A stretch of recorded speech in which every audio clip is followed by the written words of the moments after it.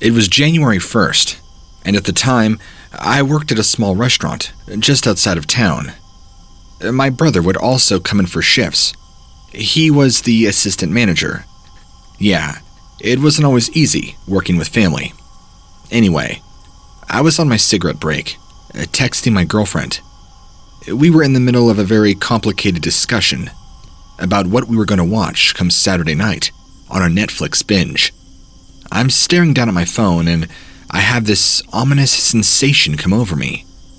I don't know what it was or how to describe it, but it was like that something was wrong. Maybe it was premonition. Maybe. I put my phone down and threw my cigarette on the ground, stomped it to put it out. I walk back inside, finish the last 4 hours of my shift. Nothing happens. I get off work, get in my car, and I begin to pull out of the parking lot. A quick note about our little restaurant. It's more of a tiny diner that sits right out of town. We don't get a whole lot of traffic, especially later on at night, like I was working. Mainly passerbyers and, wouldn't you know it, a lot of dirty old trucker men who are always looking to grope one of my friend's waitresses. My manager and owner was one of my good friends, which is one of the reasons I got the job and one of the main reasons my brother was assistant manager. That might or may not be an irrelevant detail. So, there I am, pulling out of the parking lot in my little Honda Civic, getting ready to turn on the main highway. And as I'm checking both lanes of traffic, which are pretty much dead, I see movement in the woods off to my right-hand side, just beyond the fir tree.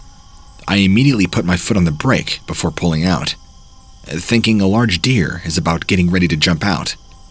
I'm not risking having my small car get totaled. It's the only transportation I have at this point in time. So I wait, and I'm staring at it, expecting it to come out at any moment, or at least get ready to. But it's kind of moving slowly and moving weirdly, not in a way that a large deer would. So I'm staring, waiting for this thing, when it slowly peeks its head around the fir tree, and I see this glowing eye looking at me. Not the same way you'd see from a deer. A deer's eyes will glow, but only when you have bright lights, like a headlight, reflecting into them.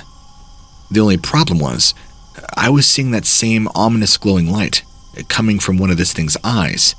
The other was behind the tree, but there were no lights shining on it or into it. And it was slowly peeking its head out from behind the tree, staring off in my direction, which I could only assume was me since I was the only thing in view. There were only 2 or 3 other cars in the parking lot, and nobody was outside at this point in time. That leaves me the last man on the totem pole, and it almost kind of shuffles out from behind the tree, but still concealed in the shadows of the canopy.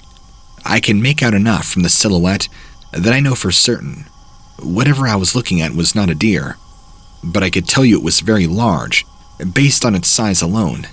And as this was going on, that bad feeling that happened to me earlier came back, and this time settled right in the very pit of my stomach.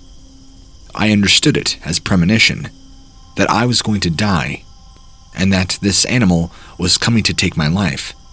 So, out of sheer reaction, my body, not me, my foot slams on the gas pedal, and my back tires do the cliché squealing, spitting out lots of smoke and rubber, and I peel out of that parking lot, not even looking for traffic coming left or right. And my entire drive home, which is roughly 15 to 20 minutes, is just a blur. I never actually truly saw what was in the trees, but the feeling it gave off was something very, very wrong. I can't really tell you much about what it was, but what I can say is I believe it had some sort of supernatural force behind it, like a demon or an entity. When I got home that night, I paced around my house, trying to fall asleep, but nothing would work. I tried melatonin, melaleuca, and some other various essential oils my girlfriend left over at my house. I was too shaken up. So that's when I got on the internet. It was about 1 a.m. I tried to research anything I could to try and find any details on what it was that I experienced. Did the Grim Reaper come to visit me? Or was this something else? Perhaps a skinwalker. But after spending about 30 to 45 minutes of reading on the internet, things pointed to a creature, what many refer to as a dogman, an upright, tall, walking dog-like monster. I'll say this once more. I did not fully see the creature at hand, but I saw that it was very large, and I saw the two glowing yellow eyes staring back at me, and I had read enough descriptions of stories to know that all things pointed back to this creature.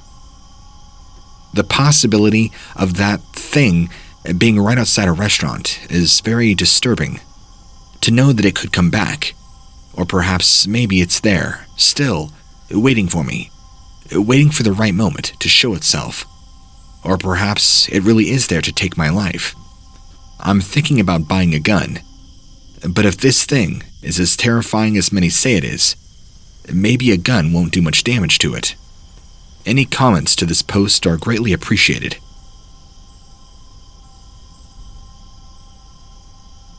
First, I'll give a little background information on myself. My name is Kevin. I enjoy camping and hiking, but I've never seen anything like this before. I live in South Carolina. My home is around Greenville, or the Charleston area. If you're familiar with that at all, then that's around the general vicinity of where I'm located. Okay, on to my story. It was midday when my friend Brent called me, asking if I wanted to go camping for the weekend. He had gotten a free pass from his boss due to a very unfortunate accident at work. He works as an electrician, and so something happened on the job site which he never fully told me about. But anyway, it freed him up for a couple of days. I chuckled and told him I could hook up with him for a free night and we could choose our favorite spot, located between the woods of Greenville. I asked him how much it was, if he needed me to cover any additional expenses. He said none. He was surprised I actually agreed to go. We ended up going later that day, and I was not able to drive out there until midnight, after having dinner with family. As soon as we got out there, we made food and set up camp, albeit late. But that night was strange. After I had closed my eyes, I didn't get much sleep. I was very uncomfortable, especially when you lay on the ground and you're not used to it. Brent's snoring did not help either. And to top everything off, something just felt wrong. I felt something evil around us. It was this oppressive feeling that kept me from drifting off into a deep sleep. I've been camping before, but this was different. There was something sinister waiting in the woods, as if it were hunting us down. The air felt cold and empty, but there were sounds of what seemed to be branches breaking nearby, like something large quickly moving through the trees towards our location. In an attempt to calm my nerves, I put my head back down onto the ground, listening closely to Brent's snoring, hoping that would somehow lull me into a deep sleep, despite being on uncomfortable ground.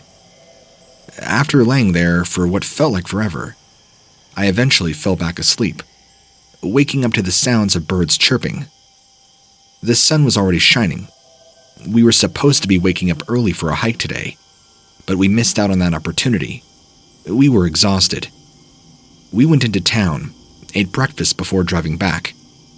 I never told him about how uneasy I felt that night, of something strange happening, something weird lurking around. He hadn't seemed to notice. I did my best to try and just shrug it off, like nothing ever happened. So, we were sitting by the fire that night, getting pretty tired. None of us were really saying much. I think we were ready to go to bed. Finally, I got up, said I was going to bed. Brent followed me not long after, saying he wanted to go on another hike first thing in the morning, so he had to get some good shut-eye. That's when we heard it. We all heard this scream of pure terror, echoing through the trees. Let me remind you that we were away from everything. The frequency of it meant that whoever or whatever made that noise was very close by. It sounded like a woman who had seen something terrifying and then was screaming out of sheer horror as if watching her own house burn down with her family inside. It put us on edge immediately, It sounded like she was only several hundred yards away. Brent looked at me wide-eyed, asked what was going on. I asked him, "What was that?" To which he replied, "I have no idea." We sat there for a few more seconds before we had heard movement in the woods. We all got up, grabbing our flashlights before shutting them off into the trees. That's when we had heard the noise. The noise was so much more like an animal than we initially thought. It was the sound of a large ape, or something that doesn't sound like it's supposed to actually exist, like nails on a chalkboard, but at the same time it wasn't. It was clearly some sort of animal, but nothing I had ever heard of before. That's when we started hearing other noises as well, mixed in with what sounded like a woman screaming. There were now growls and snarls coming from everywhere around us. Sometimes there would be several different animals all around us making the same horrific sounds, all at the same time. My heart was now pounding out of my chest, and I began to realize I might die here. Whatever is out here is hunting us. We were now being surrounded, and we weren't sure what to do at this point. We were beyond terrified. That's when Brent simply just said, "Well, I'm not dying here." He threw down his flashlight and suddenly began charging into the dark woods. He disappeared in an instant, making his way towards the road to get away from whatever was surrounding our campsite. The rest of us were just standing there frozen in terror. We knew what awaited him if he got caught. Despite our fear, we charged after him, so this wasn't an all for nothing. Whatever was around us sounded like large, hungry wolves. We kept pushing, no matter what, trying as hard as we could, even though these things were gaining on us, till we almost got to the road. We could see the lights up ahead on our car. We had made it. As soon as we had gotten the car, we locked all the doors and Brent revved up our engine, peeling out of there. There were these animals chasing us now. I'm not sure what they were, but I can tell you they weren't human. They had long black-like hair on their bodies and claws like lions, teeth like sharks, and they walked on two legs. They looked at me with these piercing yellow eyes, seemed to glow in the dark. There is something about this that truly frightens me every time I think about it. I don't know what they are or where they came from. They looked like werewolves, something akin to the movies like Dog Soldiers, American Werewolves in London. That's what they reminded me of. We were petrified. It was obvious these creatures were hunting us. I never in my life believed these creatures were real until this night, and I hope you don't have to go through an experience like this, like we did. We do not know what those things were, but judging by their behavior, I would guess they were either a type of wolf-like creature or extremely large apes. They certainly weren't human. No human could have made the sounds we had heard that night. I'm going to leave it at that for now. The nightmares will continue to plague me, thinking about what might have happened if we did not get out of there when we did. None of us told our friends and families about it either. Nobody would believe a word we'd say. What good would it do us anyway? I just hope I never have to encounter those things again. That's my experience. Sorry if this was a little scattered, but I wrote it right after it happened. Try not to think about it. Thank you for reading. I used to live in the Yukon territories in Canada. I worked as a zoologist and was really into cryptids, like Bigfoot or the Yeti. I used to spend hours looking through books on cryptid sightings and even hunting expeditions, trying to find something that could help me authenticate a story. As it happens, one day, I saw something unusual while I was doing my job one day. It all started when I got hired for an adventure tour company that took people on hunting trips into the Yukon territories. I had just gotten my zoology degree and was very excited about seeing some real wildlife in Canada. There aren't a whole lot of jobs for zoologists, so it can be picky when you finally get your shot.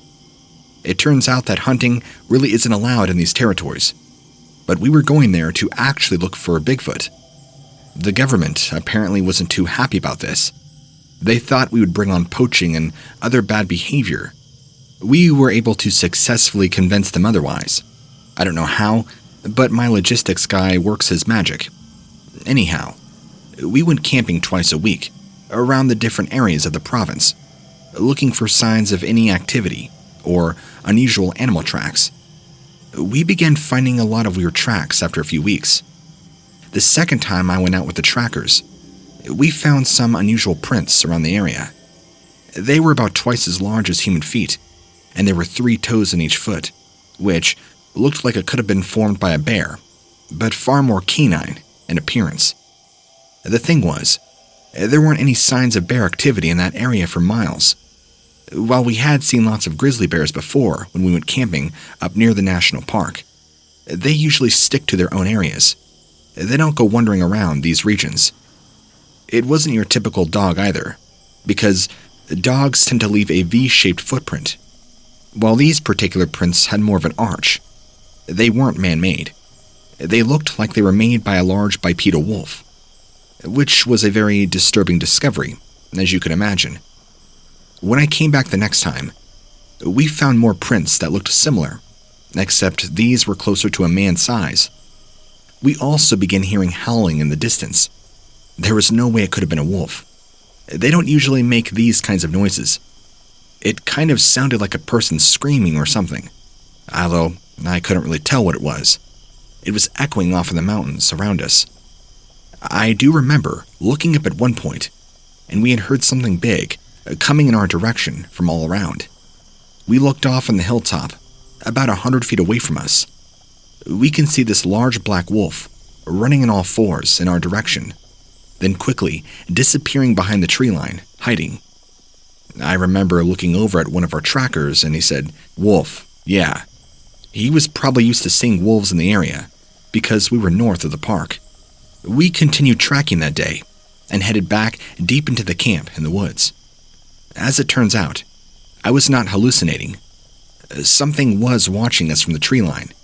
As we went back to our tents after dinner, we heard heavy breathing behind our camp, which was like 50 plus yards away from the tree line, and then something coming out of the bushes that sounded like it was trying to be stealthy. It was pretty dark outside at this point. We were putting wood on our campfire, so we couldn't make out all too well, until one of the other trackers pulled a torch, a flashlight for you North American readers. That's when I saw what can only be described as a sort of werewolf-like creature running through the trees. It had a big bushy mane and looked almost more ape-like than canine, despite the obvious dog head shape and ears. Also human, and definitely walked upright. I've told others my story about seeing what I believe to be a Bigfoot, or what I assume was a Bigfoot, and they all agreed it had to have been watching us the whole time. Judging from the canine appearance, maybe we're believing that this wasn't exactly a Bigfoot after all. Perhaps it was something else entirely. Either way, I don't think I'll be going back to the Yukon territories anytime soon. This happened to me back in 2007. However, I'm still very haunted by this experience. Even now, I'll wake up in a cold sweat, enduring the nightmares of the beast that I saw. My wife and I, whom we were only dating at the time, not even yet engaged, were camping at almost the northern tip of Washington state. Not quite Canada, but not quite near the border either. We were going through more of a rougher patch in our relationship. Things were getting kind of tumultuous. For a portion of the camping trip, we were having a rough time getting along. The outside stresses of life were bleeding into our relationship. After a few days, we kind of mellowed out. I think it was the nature, as nature seems to have that effect on us. We had been camping in the same spot for about 3-4 days now. We weren't sure if we wanted to move spots yet. Our goal was to try and be out here for a good 2 weeks. That was the plan. While we did pack enough food and supplies, I was very adamant about making our own traps and catching our own rabbits and other animals. Even getting water from the stream, boiling it, really roughing it out, you know? At least that's what I wanted. My wife, or girlfriend at the time, wasn't so enthusiastic, even though she was all down for the whole 2-week survival trip. I don't think she wanted to put into it like I did.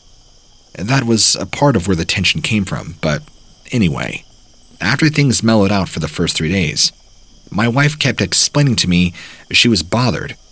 She kept feeling like something was off. I would always keep asking her what she meant by that, but she could never elaborate, and I'm not sure why. But she seemed bothered by something. This went on for another 3 or 4 days, and now at this point, we were roughly at about a week in. We were now really thinking about moving our camp spot to over on the other section of the stream we were near. After eating a good lunch of some rabbit that I'd caught earlier that day, we decided that we would take down our tent and move all of our supplies about a mile or two across to the other side of the stream. The woods were a little bit more thicker and denser here, but I think it would be worth it. I love being surrounded by the thickness of overgrowth and under the canopy of trees. There's something so mesmerizing by it, like you're entrapped in a jungle. I love the feeling. So, we had set up all of our supplies, organized it appropriately, and packed everything so we could move from location to location. We had now made our way across the stream. It was roughly 2 or 3 p.m. in the afternoon, and we're moving in the direction. The woods are becoming thicker by the moment. Oh, and by the way, I could not tell you exactly where we were. We started off on a trailhead but hiked about 4 or 5 miles off trail. We were in the middle of the forest. That's the only real way to camp, not these phony campgrounds that too many people cater to, where they have all their needs met. A water spigot, bathrooms, a water spigot. Not my thing. So we hiked for about another 30 minutes, possibly 45. Our initial plan was to only go about 1.5 miles, but by this point, we had gone farther into the forest than initially planned. This part of the woods was very dense and very dark. We also began to smell a really strange musty odor. Not like your typical forest smells. It kind of reminded me of wet dog, but I guess that coincides with the creature we saw. So we get to our spot, and my girlfriend begins to construct a fire. I work on setting up the tent and getting dinner prepped and situated. It's going to be dark here in the next few hours. We want to make sure we have everything as needed. Also, there's a smaller creek nearby, maybe about 1/4 mile away. I figured now would be the best time to go and get some water. I tell my girlfriend I'll be right back. So I take our large canteen and our jug and begin making my way over to the creek. It's probably about a good 400 or 500 meters, maybe 1/4 mile. I don't know. I begin walking through all this dense brush, and I get this peculiar feeling that I am being followed. Maybe it's my girlfriend. Maybe she's coming to tell me something. I turn behind me. No, she's not there. Okay, maybe it's just my own paranoia. After all, we are in a very thick part of the woods. So, I keep pushing on. I get to the creek, fill up my canteen, and fill up our water jug, which by now, we had drinking it pretty low. And by this point, as soon as I get done filling up the canteen, I get this feeling that comes over me. I know I'm being watched, and something or somebody is out here with me, following me. I felt on edge, ready for something to happen at any given moment. I had a large hunting knife strapped to my ankle. I pulled it out and yelled, "Who's ever out here? I'm heavily armed. I'm not afraid to use the weapon I have." And just as I was listening for anything, I noticed then that the forest was very quiet, more quiet than usual. This did not sit well with me. I quickly stuck my knife back, kept it ready and accessible in case something were to happen. You never know. Maybe there's some axe-wielding serial killer out here who's crazy, who's stalking me and waiting for the right moment to split my skull in two. I made it back, double time. My girlfriend was asking me why I looked so pale and sweaty. I told her it's nothing, but the feelings of being followed and like something bad was going to happen persisted, all the way through having dinner. Although I ate very little, I usually am a guy with a pretty big appetite. My girlfriend thought it was strange I was hardly eating and wanted to know if I was feeling okay.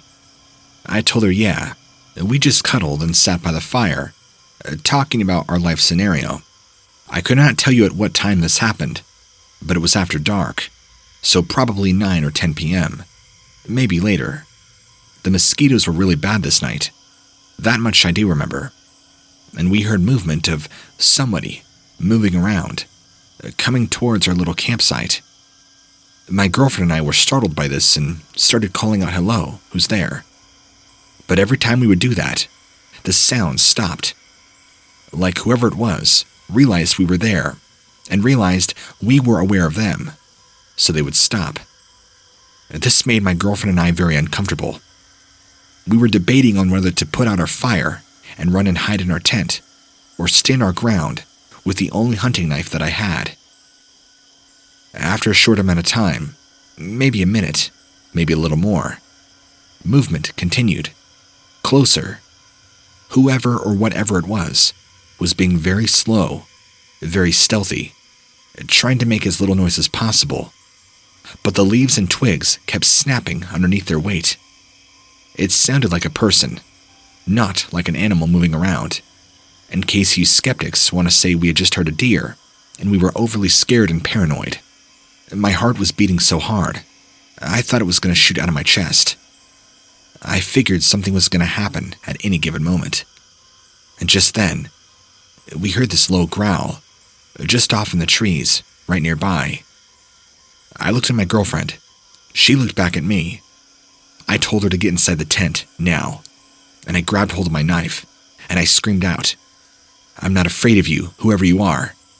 If you're going to want to touch my girlfriend, you got to go through me first." It went quiet again, and slowly, this thing began making its way towards the small opening where our campsite is. It was almost like it was a step at a time, before it finally partially revealed itself. And in the light of the fire, the dim light, me and my girlfriend got a pretty good view of whatever this creature was. It resembled the large black wolf. The only problem was, it was standing upright on 2 legs. Its legs and thighs were like that of a dog, but its torso was more human-like, built the same way a man's would if they were to be lifting a lot of weights. Massive rippling biceps, arms that were disproportionately long, and a head that was so large it did not look like it would hold on top of that body. It glared at me and my girlfriend, like we were its next snack. I grabbed hold of my girlfriend's hand, who had at this point not taken my advice and hid in the tent like I had told her to. We grabbed hands. I looked at her and said, "Run." And without thinking, we both turned around and ran as fast as we could. I knew in that very moment, as we were running for our lives, there was no way I was going to be able to make it all the way back to the trailhead. We're talking about 6 or 7 miles away from our current location, and I could only hope we were running in the right direction. Also, we're running through dense vegetation and forest. Not exactly easy to navigate. It's not like we're on a game trail, and we have a clear straight shot to where we have to go. Our motivation to move is fueled by the fact that this thing is clearly coming after us. Not running to try and get us, but it's like it was trying to just keep up with us, and using very little effort to do so. As if it just wanted to make sure we were in a vicinity where if it wanted to reach out and grab us, it very well could have. We ended up making it about a mile, maybe 2, to the other stream, where we sat there, huddled together, and waited for the end. We were exhausted, and we could no longer outrun this thing anymore. We just sat down next to each other, held each other tightly, and awaited whatever fate may come. I think we must have passed out from sheer exhaustion, fear, and adrenaline burnout. Whatever creature or monster that thing was had followed us all the way to the second stream and circled around us, never showing itself or attacking us. It's almost like it was just tormenting us and toying with us. Like it didn't want to actually kill us, but more invoke fear in us to try and let us know it's the king of the forest, and we are helpless. As soon as morning light broke, I awoke my girlfriend. We had both fallen asleep cuddling each other against a tree, out of sheer exhaustion and fear. We spent the rest of that morning hiking all the way back to the main trailhead and back to our car, not even caring we had completely abandoned our actual campsite, our expensive tent, our fire that we just left going, which is a huge fire hazard, our nice canteen, all of our supplies. We didn't care anymore. That thing could have it. We were not going back there to risk it. I don't know if we had somehow stumbled onto this thing's territory or what, but it has made me completely reevaluate the way I go into the woods, where I go, where I hike, and being aware of my surroundings.